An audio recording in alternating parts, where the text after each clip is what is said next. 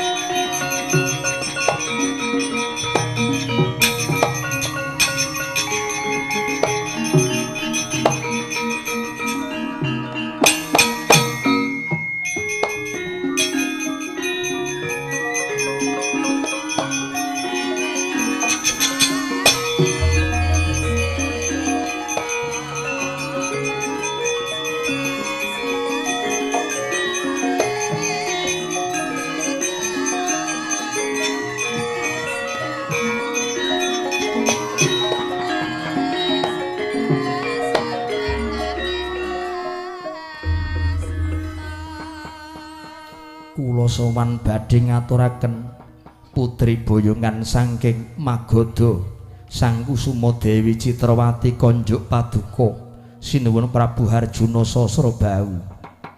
Iya tak tampa Sumantri yen kowe wis pasrah jiwa raga ya tak wenehi pangapura kabeh keluputanmu. Citrawati kula wonten dawuh Gusti kula sinuwun kowe dadi putri boyongan rening ingkang bakal ngresake kuwi jeneng ingsun ateges Citrawati klangkon dadi garwaning Sri Harjuna Sasrabau lenggah Hanjajari ana ing Maespati diajeng Citrawati. Duh sinuwun jejimating gesang kula labet manah kula dereng saged misaken raos kapang kula kaliyan Kanjeng Rama lan Kanjeng Ibu. Kepiye? Keparenga paduka sinuwun Prabu Harjuna Sasrabau sepisan malih kula gadah panyuwunan sinuwun. Kowe arep darbe penjaluk apa mung kari ngarani kagem nambah raos kapang kula kaliyan Kanjeng Rama lan Kanjeng Ibu inggih ing negari Maespati menika dipun amuntenaken Taman Sriwedari ingkang mapan wonten pucuk ing Gunung Untarayana. Duh sinuwun kula nyuwun kanthi sanget bilih Taman Sriwedari saged kagendam dumugi wonten ing negari Maespati mriki sinuwun.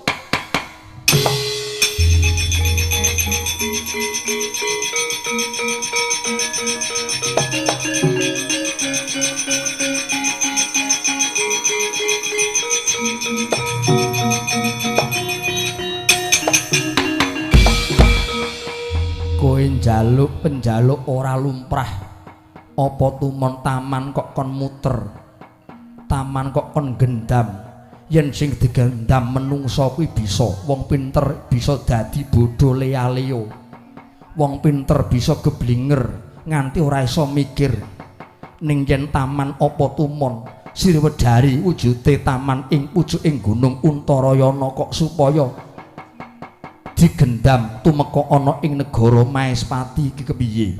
Menawi paduka sinuwun Prabu mboten kersa ngudanani panyuwunan kula trimah nyuwun wangsul wonten negari Magoda sinuwun.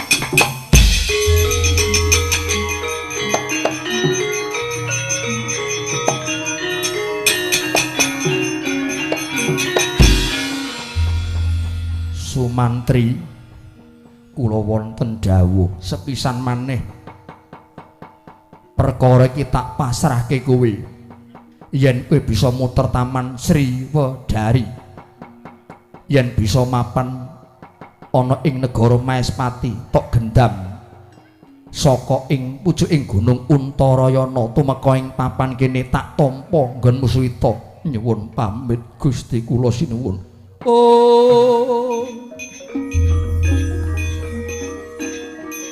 oh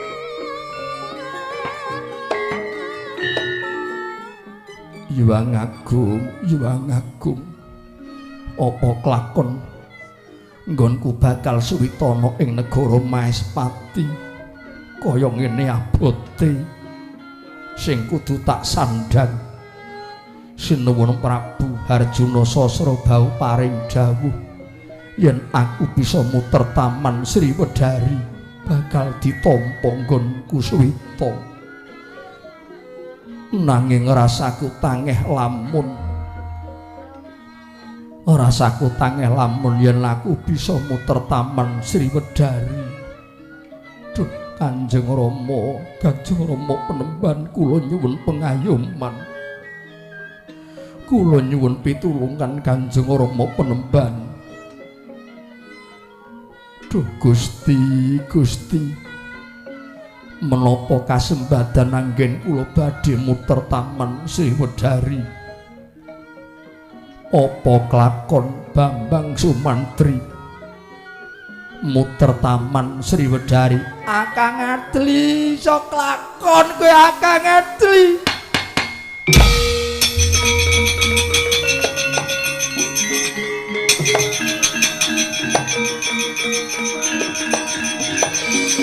oh Akang Adli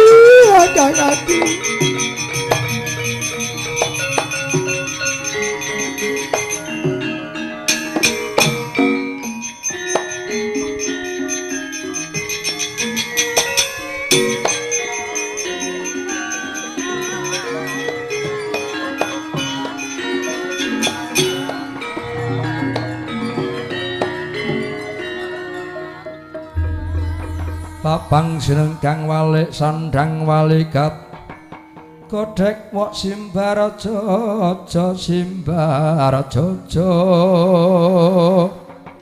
Wang Malang wentis nyogang sir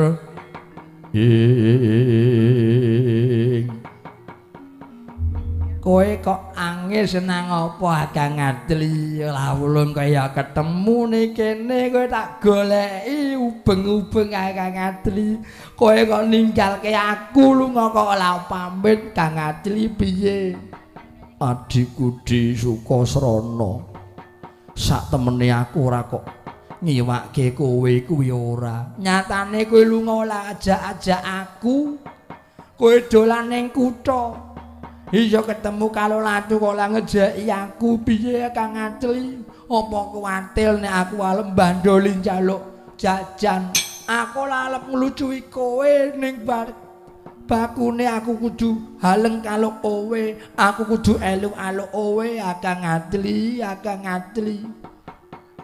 kowe ana pertapan wae lah kok kowe nusul pon Kakang nusul wae wong aku ngerti kowe calon alep mangan enak ning kene kok mulane kowe tak cucul aku melu kowe ya Akang Adli ning omah wae bareng kelawan Rama Penemban kurang apa nggonku minangkani penjalukmu pancen wis ora kulang kowe wis menehi dolanan aku udute ya ki mau holanan otol ileng Ning aku laneng kalau Otal Ileng Kakang Adli. Lah kok isih pilih trimane. Sing njaluk dolanan montor ireng rak ya kowe. Ning aku wis bosen kalau Otal Ileng kok. Njur karepmu piye? Aku mung butuh helu kowe. Aku baleng karo kowe ya Kang Adli. Kowe ning ndi mengko baleng karo aku. Pokoke engko aku dikeki gawean apa aku manut sing bakul api cakalo kowe Kang Adi Budi Sukasrana. Iye ya Kang. Nggonku suwita bakal ditampa nanging kok abot banget. Syarate kok abot banget. Salate apa? Ora perlu nangis. Ijin-ijine kok cah ilik ae nek nangis Kang wong ya wis wetenge alek. Ya wis ajit aluk edang apa halang kok yaene Kang Adli kok nangis. Ijin-ijine lho Kang. Adi Budi, aku didhawuhi muter Taman Sriwedari. Yen aku bisa muter Taman Sriwedari kang mapan pucuk ing Gunung Untarayana. Tumiba ana ing kraton Maespati nanging godhonge oyote aja nganti ana sing rusak, godhonge aja nganti ana sing alum. Apa kelakon pun Kakang nampa sesanggeman sing abot didhawuhi muter Taman Sriwedari. Kelakon kowe Kakang Adli.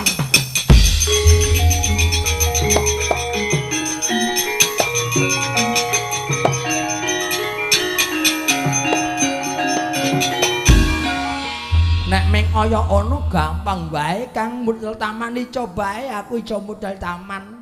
Ku aja ngentengke watu ngempukke banyu iki perkara sing abot. Ngerti nek wis abot wit mau cole aku ngerti kok Kang. Dikira ora ngerti po aku ming klungutoke melas karo kowe kok Kang Adli aku ning jaba lho. Aku WA kowe. Aduh Kang Adli las temen ya Kang Adli. Kok lenyengko banget kok nyambut gawe. Iya. Yen ngono kowe saguh. Saguh aku sing arep nulungi kowe. Carane piye? Sumingkil dhisik ora kena weluh kowe Kang Adli. Iya. Muga-muga kasembadan apa sing dadi sediamu Yai Sukasrana.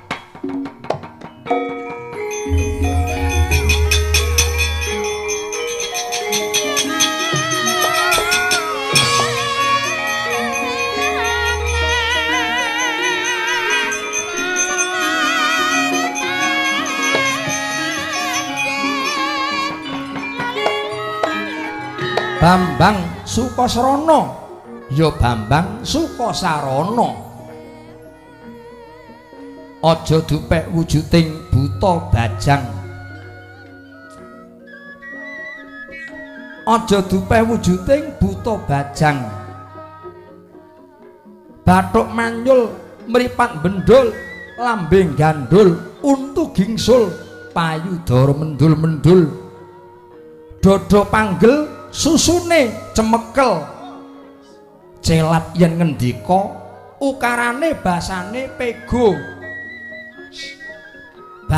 pego mongko yen ngendika idune nyiprat-nyiprat gandane banger gandane bajin untune kuning awit ora tau sikatan nanging kaelokaning Gusti nadan wujud kaya mangkono sinung Aji Jaya Kawijayan ingkang linangkung dasare ditresnani dening para dewane apa ingkang binatin ana kang sinabda dadi sedakep saluku juga nyuwun marang pangwasaning Bathara esti ninggalih nedya gendam Taman Sriwedari kang mapan ing pucuking Gunung Untarayana. Japa mantra miwah mantram sakti den rapalaken padha sakala. Sanalika mbrungkat kimpul brol Taman Sriwedari uwal saking pucuking Gunung Untarayana dawah ing negari Maespati datan wonten godhong ingkang gogorok miwah oyot ingkang risak kaget kang sami tuminggal.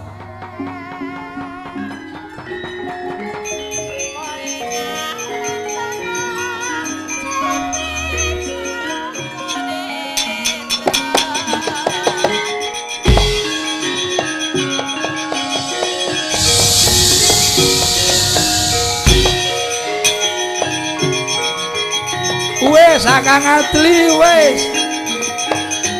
Adikku di.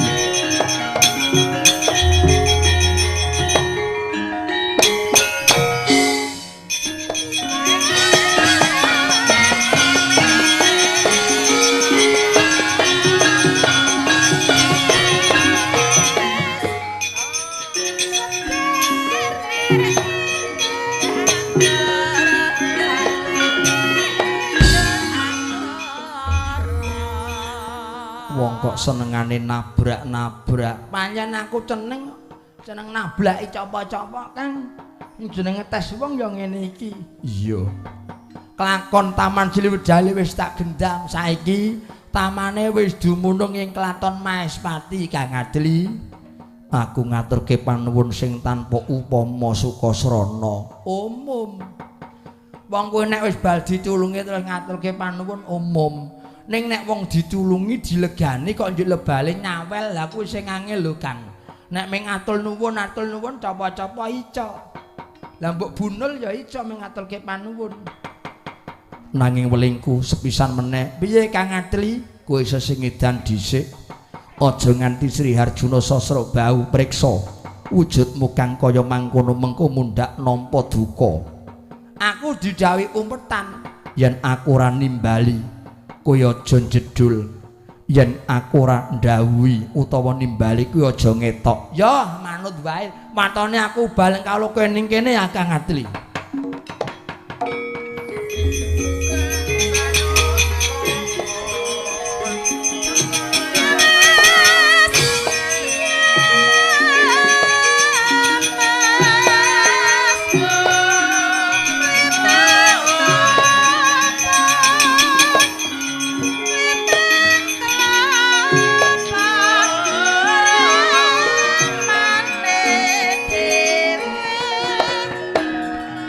Sawusnya Taman Sriwedari dumunung ing Kraton Maespati, Dewi Citrawati nyuwun palilah dhateng ingkang garwa Prabu Harjuna Sasra bau nedya hani dipriksa.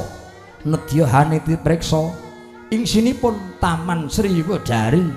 Mangkono lampahipun Dewi Citrawati kadheraken Putri Domas, para abdi mbanceti jeplak langak Byodo manggung kang kinarih abdinipun Sang Kusuma Dewi. Umbyong tetabuhan gamelan tinabu para abdi wira pradangga. Gendenge monggang sekaten cara balen. Kapiyarsa ngrangin sumingin kabekta angin temah padha kepengin. Galiah-galiah lampahipun Sang Dewi Citrawati manjing jroning Taman Sriwedari kocap. Purwa madelan wusana haniti priksa wujud sesekaran miwah gegodhongan miwah oyot sajuga datan wonten ingkang risak miwah sajuga datan wonten ingkang gogrog lan alum sesekaranipun kocapa Bambang Sukasrana mulat ana wanita rumas ngungun ing ngatasi wanita kok ayune ngungkuli widodari jedul saking grumbul mulat Sang Dewi Citrawati dupi mulat kagat kagor wekasan hanjele Dewi Citrawati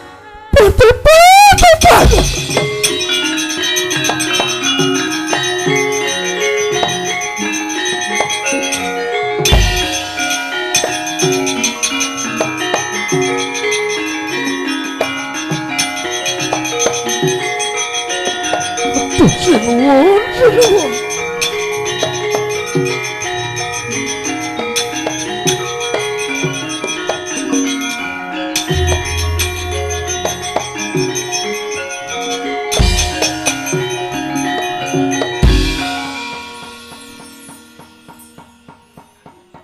melayu sifat kuping. Inggih duh sinuwun ngaturaken ketiwasan sinuwun ketiwasan.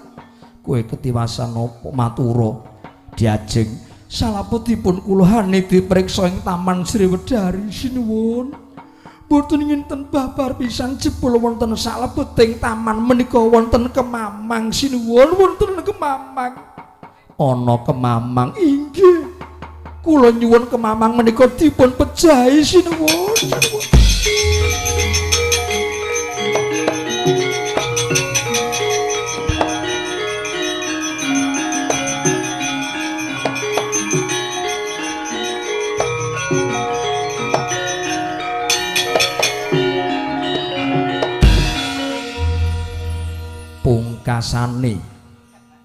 pungkasane Sumantri Majuwa wangkingan iki tampan ana kemamang keng mapan jroning Taman Sriwedari sirnakna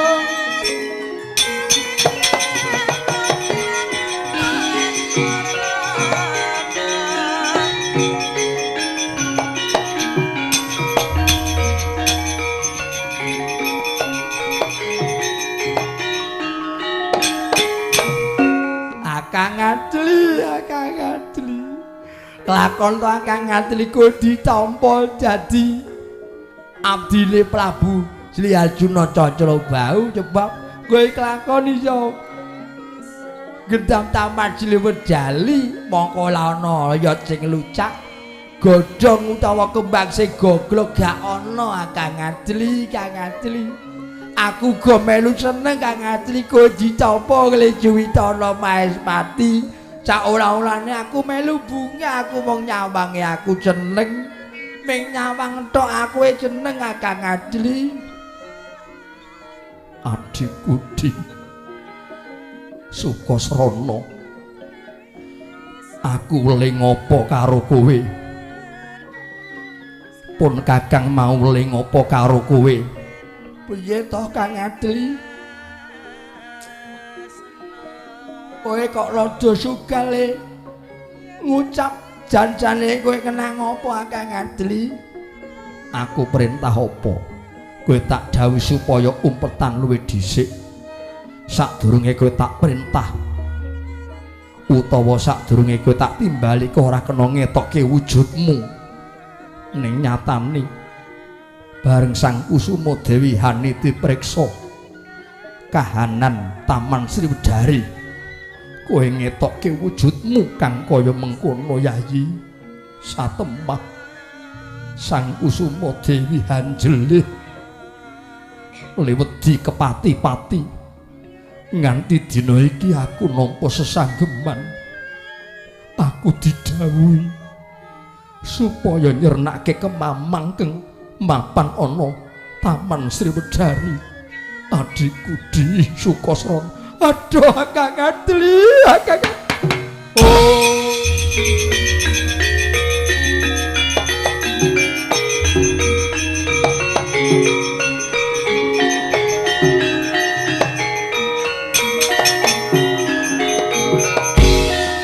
wadananira layung kumelku jemrah nyomaratani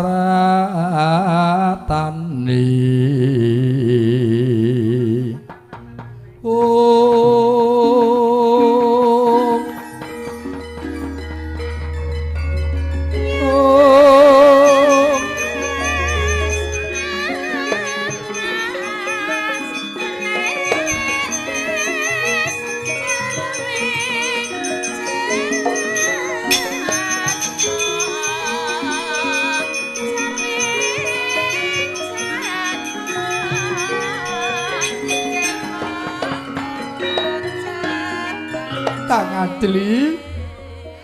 Yen upama aku dianggep klelu, aku dianggep luput. Aku njaluk pangapura karo kowe ya Kang Adli. Adli. Ing sak mengko Dewi Citrawati gila welo aku. Ning janjane aku lalem nggodho, aku lalem ngledek. Meng aku gumun ning atase ana putri kok ayune kaya widodari, aku ming nglingik sethithik ae Kang Adli. Aku lan jalak, aku lan nejo nggodho karo Cakucupa Dewi. Nanging kerampungan ning perkara aku sing didhawuhi supaya nyingkirke kemamang kang mapan ana ing tengahing Udyana. Lan ning kowe wis saguh Kang Adli. Lan ning kowe wis saguh mara gage tidakno pakalyan iki. Kowe sah mendat mentul, kowe sah mangu-mangu. Merga sing dawuh latu Gustimu nek nganti Kang Adli kula ngestoke dawuh Cinuwun Prabu Arjuna Cacalobau malah kowe bakal nampa duka Kang Adli. Adhiku Di, aku menungso. Aku kuwi menungso, aku dudu kewan. Aku duweni cipta rasa lan karsa. Sumantri sing duweni rasa. Aku ora bakal tegel, ora bakal tegel mateni kowe. Apa maneh saben-saben aku nampa pepeteng sing mitulungi ya mung kowe Sukasrana. Nanging kowe iku catriya lho Kang, kowe catriya. Nek nganti kowe ledok pangucap ora gelem nindakake pakalyan iki, kowe padha wae catriya sing menclah-mencle. Ucape ora kena digugu karo capa wae Kang. Ora, Di, adhiku Sukasrana. Nadyan aku ditampa nggone Suwitana ing Mahespati, nganti aku nampa kanugrahan lan kabegjan dadi nayaka, nang yen aku kudu tegel karo adhiku, aku ora bisa nglakoni. Luwih becik bakal tak urungake. Luwih becik aku bakal bali ning pertapan Jatisrana. Aja, kowe malah luput. Kowe luput Kang Adli. Ledhe kekalapan kuwi aja mung mandhek manguning. Mandhek ana ing tekad, melga tekad iku mau pok ing kalep. Kowe aja mangu-mangu tindakno pakalyan iki Kang Adli. Ora Di. Di kaya ngopo aku ora bakal tega. Aku ora tega mateni kowe merga kowe adhiku. Sing banget tak tresnani ya ming kowe. Sing iso mitulungi ya mung kowe Sukasrana. Kang Adli, aku lila. Kang Adli, aku ikhlas. Upama aku mati, ning matiku kanggo mulyaning uripmu Kang Adli. Ora Di, aku ora tega. Aku ora bisa. Bisa wae Kang, bisa wae. Tetep nonggonmu Suwita ning Mahespati. Aku lila, aku ikhlas, patiku tak udoke waton liku uripmu mul. Adhiku Di, Sukasrana aku ora bisa nyandang. Aku ora bisa nglakoni lakon. Adhiku Di, aduh mati aku.